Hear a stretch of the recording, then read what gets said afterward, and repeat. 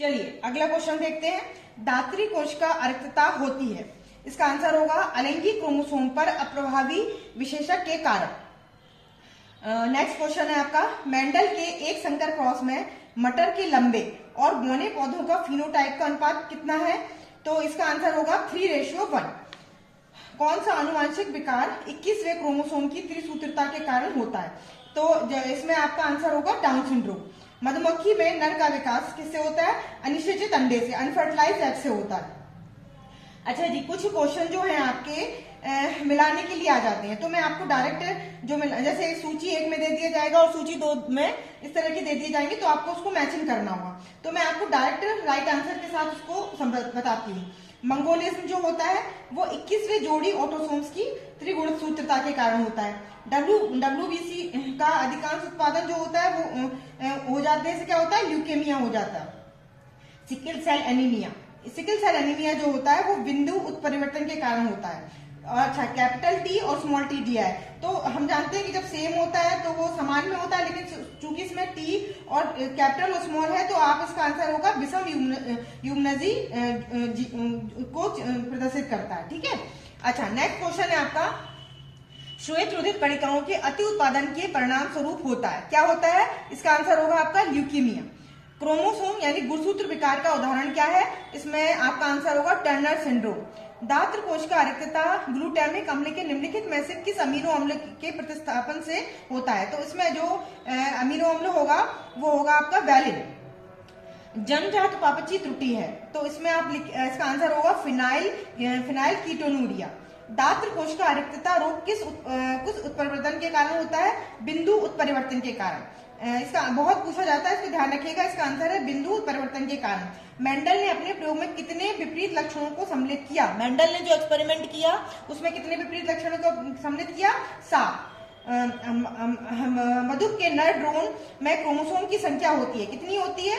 16 होता है। Chromosome number कितना होता है? 16 होता है। क्लाइनफेल्टर सिंड्रोम में लिंग गुणसूत्रों की संख्या होती है XXY। इसको हम कैसे लिखेंगे? XXY करके।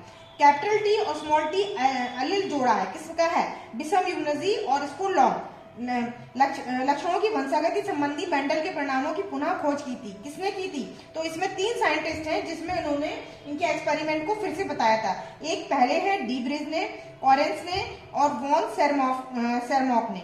ठीक है, ये सारे हैं। तो ऑब्जेक्टिव क्वेश्चन का मैं आपको डायरेक्ट आंसर बताती चल रही हूँ, जिससे कि आपका रिवीजन जल्दी हो जाए। ध्यान दीजिएगा कि मेरे क्वेश्चन के बाद में अगर आंसर आपके तुरंत माइंड में आ रहा है तो इसका मतलब है कि आपकी प्रिपरेशन अच्छी है, और अगर आपका आंसर सही नहीं है तो कोई बात नहीं, आप सही आंसर की सहायता से उसकी अपनी प्रिपरेशन को अभी रिवीजन करके और अच्छा कर सकते हैं। अभी हम नेक्स्ट चैप्टर है आपका वंशागति का आणविक आधार, इसके ऑब्जेक्टिव क्वेश्चन का रिवीजन करेंगे। और ध्यान दीजिएगा, मैं उन्हीं क्वेश्चन को आपका रिवीजन करवा रही हूँ जो बोर्ड एग्जाम में पूछे गए हैं। बोर्ड एग्जाम की दृष्टि से ये बहुत ही इंपॉर्टेंट क्वेश्चन है, इनके आंसर पे आप ध्यान दीजिएगा। क्वेश्चन है आपका, हरगोविंद खुराना जाने जाते हैं। हरगोविंद खुराना जी ने क्या किया था? प्रोटीन संश्लेषण के लिए इनको हम जानते हैं। निम्नलिखित को पढ़िए और सही आप इसमें ऑप्शंस दीजिए। तो इसमें जो सही ऑप्शन है तो जो मैं आपको आंसर देती हूँ, प्रथम पृथक किया जाने वाला रेस्ट्रिक्शन एंड्यूलोज हिंदी सेकंड था। ठीक है। एक बैक्टीरियोफेज में बैक्टीरिया कोशिका में स्वयं का डीएनए प्रविष्ट कराकर उसे बैक्टीरिया के डीएनए के साथ जोड़कर गुणन करने की क्षमता पाई जाती है। नेक्स्ट क्वेश्चन है आपका, आरएनए अणु में थाइमीन का विस्थापन होता है यूरेसिल द्वारा। तो ये तो देखिए, आरएनए किसके द्वारा होता है? यूरेसिल के द्वारा होता है। जिसमें अगर आपको बेस के बारे में जानकारी होगी तो आप आसानी से दे सकते हैं, जो कि 4 बेस हैं आपके, एडेनिन, ग्वाइनिन, थाइमिन और साइटोसिन। तो आरएनए में क्या होता है? यूरेसिल होता है। डीएनए को रासायनिक चाकू है, किसको बोलते हैं हम लोग? एंडोन्यूक्लियस को। एंडोन्यूक्लियस जो होता है वो डीएनए का रासायनिक चाकू कहलाता है। प्रोटीन संश्लेषण के प्रारंभ हेतु प्रारंभ प्रकोड क्या है? मतलब कि जब प्रोटीन सिंथेसिस होती है तो सबसे पहले कोड क्या होता है? जो सबसे पहला वाला कोड होता है वो होता है AUG। ठीक है, इसका आंसर हमेशा क्या होगा? AUG। अब मैचिंग वाले क्वेश्चन की मैं डायरेक्ट आपको आंसर दे रही हूँ। एंडोन्यूक्लियस जो है वो क्या है? इनको हम लोग बोलते हैं रासायनिक कैचिया। हरगोविंद खुराना जी ने क्या किया था? प्रोटीन संश्लेषण किया था। आरंभन कोड कौन सा है? AUG। डीएनए का डबल मॉडल जो किसने दिया था? वॉटसन एवं क्रिक ने। बहुत ही इंपॉर्टेंट है, ध्यान दीजिएगा। डीएसएन का डबल मॉडल किसने दिया था? वॉटसन एवं क्रिक ने। नेक्स्ट क्वेश्चन है आपका कि कौन सा नाइट्रोजनी क्षार डीएनए में उपस्थित नहीं होता है, ठीक है। तो आप जब डीएनए और आरएनए के बेसिस के बारे में पढ़ेंगे तो आपको जानकारी होगी, लेकिन याद रखिएगा यूरेसिल जो है वो आरएनए में पाया जाता है। तो हमेशा याद रखिए एडेनिन, ग्वानिन, थाइमिन, साइटोसिन वो डीएनए में पाया जाता है। तो यहाँ पर अगर ऑप्शन में यूरेसिल दिया है तो आप यूरेसिल जो उसका सही आंसर होगा। विषाणु का आनुवांशिक पदार्थ है, तो विषाणु जो वायरस होता है उसमें डीएनए अथवा आरएनए, या तो डीएनए हो सकता है या आरएनए होता है। नेक्स्ट क्वेश्चन, जीवाणु भोजी या जिसको बैक्टीरियोफेज भी कहते हैं, जीवाणु भोजी विषाणु में आनुवांशिक पदार्थ होता है डीएनए या आरएनए, दोनों में से कोई एक होगा। आणविक कैंची किसे कहते हैं, बहुत ही इंपॉर्टेंट क्वेश्चन है इसका। जो आणविक जो कैंची होती है उसको बोलते हैं हम लोग प्रतिबंधन एंजाइम। आणविक कैंची को हम लोग प्रतिबंधन एंजाइम भी बोलते हैं। अच्छा जी, अभी नेक्स्ट क्वेश्चन है आपका, निम्नलिखित में कौन सा टर्मिनेटर कोड है। ध्यान दीजिएगा, टर्मिनेटर कोड क्या होगा, जिस टर्मिनेटर कोड होता है आपका AUG, इसको हम लोग आरंभन कोड के नाम से भी जानते हैं और इसका आंसर होगा आपका AUG। न्यूक्लियोटाइड्स में पाई जाने वाली 2 शर्कराओं के नाम दिए गए हैं और उनमें से आपको पूछना है। तो आप इसमें 2 शर्कराओं के नाम अगर ऑप्शन में दिए गए हैं तो ध्यान दीजिएगा, राइबोस शर्करा और डीऑक्सीराइबोस शर्करा, इसको हम लोग क्या बोलते हैं, राइबोस शुगर और डीऑक्सीराइबोस शुगर। तो ये जितने भी इंपॉर्टेंट क्वेश्चन है, ऑब्जेक्टिव क्वेश्चन जो आपके बोर्ड एग्जाम में पूछे गए हैं 12th की बायोलॉजी में, वो हर चैप्टर्स के मैं आपको सीरियल से मैं आपको बताती जा रही हूँ। मैं आपको डायरेक्ट आंसर आपको इसको दे रही हूँ जिससे आप रिवीजन करें। अभी हमारा नेक्स्ट चैप्टर है विकास। विकास वाले चैप्टर में से बोर्ड एग्जाम में जितने भी ऑब्जेक्टिव क्वेश्चन पूछे गए अभी हम उनका रिवीजन करेंगे, मैं आपको डायरेक्ट उनका आंसर दूंगी। ब्रह्मांड की उत्पत्ति से संबंधित बिग बैंग परिकल्पना, आपने पढ़ा होगा बिग बैंग परिकल्पना जो होती है वो किसने प्रतिपादित की थी, A.B. लेमैत्र ने। A.B. लेमैत्र जो साइंटिस्ट थे उन्होंने की थी। मिलर के प्रयोग में हाइड्रोजन, अमोनिया तथा मीथेन के अनुपात था, कितना अनुपात था, 2:1:2, 2:1 और 1:2 के अनुपात में था। नेक्स्ट क्वेश्चन है आपका, पुनरावृत्ति सिद्धांत को प्रतिपादित करने वाले वैज्ञानिक का नाम है हीकल। साइंटिस्ट का नाम क्या है, हीकल। निम्न में से किसने प्रतिपादित किया कि जीवन का विकास अंगों के उपयोग और अनुप्रयोग के कारण हुआ, वो साइंटिस्ट का नाम क्या है, लैमार्क जी। प्राकृतिक चयन का सिद्धांत किसने प्रतिपादित किया था, डार्विन जी ने प्रतिपादित किया था। डार्विन फ्रेंचिस उदाहरण है, जो डार्विन जी ने फ्रेंचिस का उदाहरण दिया था वो किस चीज का उदाहरण है, अनुकूली विकिरण का, ठीक है। नेक्स्ट है, निम्नलिखित में से कौन अनुकूली विकिरण का उदाहरण नहीं है। तो इसमें बहुत सारे दिए गए हैं आपके, जैसे मैं आपको सही आंसर बता दे रही हूँ, डार्विन, फ्रेंच, ऑस्ट्रेलियाई मॉस्पियन और जलीय स्तनी। तो जो जलीय स्तनी है वो आपके अनुकूली विकिरण का उदाहरण नहीं है। अभी है मैचिंग वाला, तो मैचिंग वाले क्वेश्चन में मैं आपको डायरेक्ट आंसर बता देती हूँ। बिग बैंग परिकल्पना A.B. लेमैत्रे, याद रखिएगा बहुत ही इंपॉर्टेंट है, A.B. Lemaitre scientist. पुनरावृत्ति सिद्धांत हेकेल। प्राकृतिक वर्ण का सिद्धांत डार्विन जी। डार्विन की फ्रेंचिस अनुकूली विकिरण का उदाहरण है। तो अभी जितने भी हमने ऑब्जेक्टिव क्वेश्चन पढ़े वो सारे मैचिंग में हमारे रिवीजन हो गए। तो ये जो इंपॉर्टेंट क्वेश्चन है जो आपके बोर्ड एग्जाम में पूछे गए इनको आप बहुत अच्छे से रिवाइज कर लीजिए, इससे आपको आइडिया लग जाएगा कि किस तरह के क्वेश्चन जो है वो बोर्ड एग्जाम में आपके पूछे जाते हैं। तो अभी हमारा इसके विकास वाले चैप्टर के बाद है आपका नेक्स्ट चैप्टर है आपका, जिसके बोर्ड एग्जाम के हम लोग में पूछे गए ऑब्जेक्टिव क्वेश्चन का रिवीजन करेंगे, मानव स्वास्थ्य तथा रोग, ठीक है। मानव स्वास्थ्य तथा रोग में से जो पूछे गए हैं उनके ऑब्जेक्टिव क्वेश्चन मैं बताती हूँ आपको। टीबी के टीके का नाम क्या है, BCG। निम्नलिखित किस रोग की पुष्टि विडाल परीक्षण द्वारा होती है, टाइफाइड। याद रखिएगा, टाइफाइड रोग की पुष्टि जो है वो विडाल परीक्षण के द्वारा होती है। अच्छा जी, नेक्स्ट है आपका अभिकथन और कारण वाला। तो ड्रैगन फ्लाई का उपयोग मलेरिया, डेंगू जैसे रोगों को कम करने में कर सकते हैं। इसका कारण इन्होंने दिया है, वैक्यूलोवायरस कई कीटों और अन्य आर्थ्रोपोडा के नियंत्रण में प्रभावशाली होते हैं। तो इसमें आपका आंसर होगा A तथा R दोनों सही है, परंतु R A की सही व्याख्या नहीं करता है। टाइफाइड के रोगजनक का नाम क्या है, साल्मोनेला। इसका आंसर क्या होगा आपका, साल्मोनेला। प्रत्येक प्रतिरक्षी अणु में कितने, 4 पेप्टाइड बंद होते हैं। बहुत इंपॉर्टेंट क्वेश्चन है, प्रत्येक प्रतिरक्षी अणु में कितने पेप्टाइड बंद होते हैं, 4। अभी मैचिंग वाला है उसके डायरेक्ट मैं आपको आंसर देती हूँ। टीबी के लिए क्या होता है, BCG का टीका होता है, ठीक है। कैंसर जो है वो असंक्रमणकारी बीमारी होती है। और टाइफाइड जो होता है वो साल्मोनेला इसका रोगजनक होता है। एंटीबॉडी जो अणु होते हैं वो कितने होते हैं, 4 पेप्टाइड बंद होते हैं इसमें। अभी नेक्स्ट है आपका, वातावरण में मौजूद कुछ एंटीजन के प्रति प्रतिरक्षा प्रणाली की अंतर्जित प्रतिक्रिया को क्या कहा जाता है। मतलब कि प्रतिरक्षा प्रणाली तो उसको हम बोलते हैं एलर्जी, ठीक है, उस प्रतिक्रिया को हम क्या बोलते हैं, एलर्जी। अभी आपका नेक्स्ट चैप्टर है जिसके हम लोग ऑब्जेक्टिव क्वेश्चन का रिवीजन करने वाले हैं, और मैं आपको डायरेक्ट आंसर्स दे रही हूँ। उस डायरेक्ट आंसर से आप रिवाइज कीजिएगा जिससे आप कम से कम समय में आप रिवीजन कर सकते हैं। आपका नेक्स्ट चैप्टर है मानव कल्याण में सूक्ष्म जीव, microbes in human welfare. Penicillin की खोज किसने की थी, फ्लेमिंग ने की थी। शर्करा से अल्कोहल का उत्पादन करने वाला कवक जो होता है वो कौन सा होता है, ईस्ट। अच्छा जी, अब मैचिंग वाले क्वेश्चन है, मैं उसका डायरेक्ट आंसर देती हूँ। पेनिसिलिन की खोज किसने की है, फ्लेमिंग ने की है। बीटी कॉटन अनुवांशिक रूपांतरित पौधा, बीटी कॉटन इसको आप बैक्टीरियम से भी मैच कर सकते हैं, और एंटीबॉडीज क्या होते हैं, बैक्टीरिया, ठीक है। अभी नेक्स्ट है आपका प्रतिजैविकों को मुख्यतः प्राप्त किया जाता है। एंटीबायोटिक जो होती है वो कहाँ से, बैक्टीरिया से या जीवाणुओं से उनको प्राप्त किया जाता है। नेक्स्ट है आपका आनुवंशिकता रूपांतरित पौधा है बीटी कपास। बैक्टीरिया द्वारा किण्वित फूले आटे का उभरा हुआ रूप कौन सी गैस बनने के कारण होता है, CO2, carbon dioxide gas. BT कपास किससे निर्मित होती है, जीवाणु से, बैक्टीरिया से निर्मित होती है बीटी कपास। नेक्स्ट चैप्टर है आपका बायोटेक्नोलॉजी से है जैव प्रौद्योगिकी सिद्धांत और इसके प्रक्रम। इसके ऑब्जेक्टिव क्वेश्चन है आपको बायोरिएक्टर के लिए निम्न में से कौन से कथन सही है। तो इनमें से आपके इसमें संवर्धन के बड़े आयतन का संसाधन किया जा सकता है, यह अनुकूलतम ताप और पीएच उपलब्ध कराता है, यह एक पूर्णतः स्वायत्त साधन है, यह एक संगणित तापीय चक्रक है, ठीक है। तो इसमें से जो सही आंसर है जो बायोरिएक्टर में आपको लिखना है, इसमें संवर्धन के बड़े आयतन का संसाधन किया जा सकता है, यह अनुकूलतम ताप और पीएच उपलब्ध कराता है।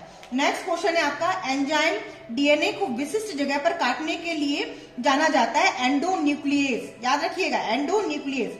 नेक्स्ट क्वेश्चन है आपका जेनेटिक इंजीनियरिंग का उपयोग होता है कृषि में, चिकित्सा में और परजीवी में, इन सभी में जेनेटिक इंजीनियरिंग का उपयोग होता है। नेक्स्ट है आपका मैचिंग वाला टैंक पॉलीमरेज जो होता है ताप स्थायी डीएनए, प्लाज्मिड जो होता है जीवाणु कोशिका में पाया जाता है, लाइगेज डीएनए के टुकड़ों को जोड़ता है, एंड पादप कोशिका में क्लोनिंग जो होता है वो T1 प्लाज्मिड से होता है, ठीक है। परपोषी कोशिकाओं में विजातीय डीएनए को प्रवेश कराने में निम्न में से कौन सी विधि का प्रयोग किया जाता है, तो सूक्ष्म अंतःक्षेपण, बायोलिस्टिकस और हानिकारक रोगजनक, ये सारी विधियां हैं, इनका प्रयोग किया जाता है। पादप कोशिकाओं में क्लोनिंग के लिए संयुक्त संवाहक है, तो इसका आंसर होगा आपका T1 प्लाज्मिड। T1 प्लाज्मिड संवाहक का उपयोग किस परपोषी में अपनी अभिरुचि के जीन को स्थानांतरित करने में किया जाता है, जीवाणु में। हमेशा याद रखिएगा इसका आंसर आएगा आपका T1 कोशिका से जब रेटे होगा तो वो किस में होगा, बैक्टीरिया में। नेक्स्ट है आपका नेक्स्ट चैप्टर है आपका जिसके ऑब्जेक्टिव क्वेश्चन का हम लोग रिवीजन करेंगे, जीन प्रौद्योगिकी और उसके अनुप्रयोग, ठीक है, बायोटेक्नोलॉजी और इट्स एप्लीकेशन। इसके ऑब्जेक्टिव क्वेश्चन में देखने हैं जीन चिकित्सा से संबंधित कौन सा कथन सही है। पहला ऑप्शन दिया है यह जैव प्रौद्योगिकी का एक अनुप्रयोग है जिसमें दोषयुक्त जीन को सामान्य, स्वस्थ और सक्रिय जीन को प्रवेश कराकर सुधारा जाता है। ऐसे जीन जो जीन थेरेपी के लिए पहचाने गए हैं, ये दात्र कोशिका अर्कता से लेकर गंभीर संयुक्त न्यून प्रतिरोधकता तक से संबंधित है। प्रथम औषधीय जीन चिकित्सा सन 1990 में एडिनोसिन डीएमिनेज की न्यूनता वाली एक 4 वर्षीय लड़की को दी गई। तो जितने भी ऑप्शंस हैं वो जीन चिकित्सा से संबंधित है, ये इनकी खोजें की गई और ये तीनों के तीनों ऑप्शन इसमें सही है। बीटी टॉक्सिन जीवाणु से बनता है। बीटी टॉक्सिन किस जीवाणु से बनता है, बैसिलस thuringiensis, याद रखिएगा बैसिलस thuringiensis। अनुवांशिक रूपांतरण से के संबंध में कौन सा कथन सत्य है, तो इसमें मैं आपको ऑप्शंस बता रही हूँ, सारे ऑप्शंस इसमें सही है। अनुवांशिक रूपांतरण फसलों को सूखा व ठंड के प्रति अधिक सहिष्णु बनाता है। अनुवांशिक रूपांतरण रासायनिक पीड़क नाशकों पर निर्भरता को कम करता है। अनुवांशिक रूपांतरण खाद्य पदार्थों के पोषणिक स्तर में वृद्धि करता है। ये सारे ऑप्शंस इसमें सही है।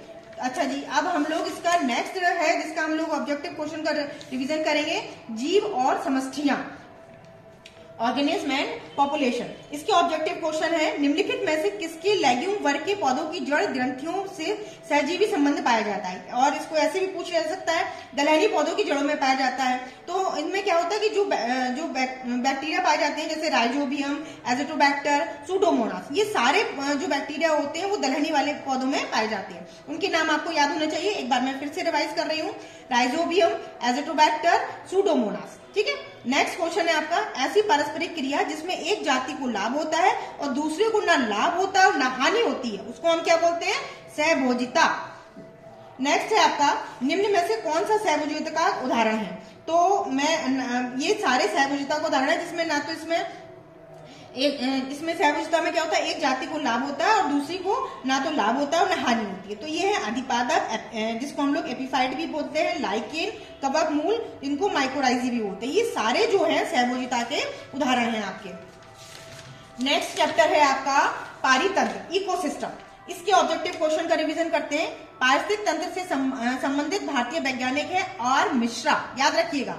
इनके साइंटिस्ट का नाम क्या है, या फिर आप इसको ऐसे भी पूछ ले सकता है, भारत में पारिस्थितिकी का जनक किसको कहते हैं, आर मिश्रा।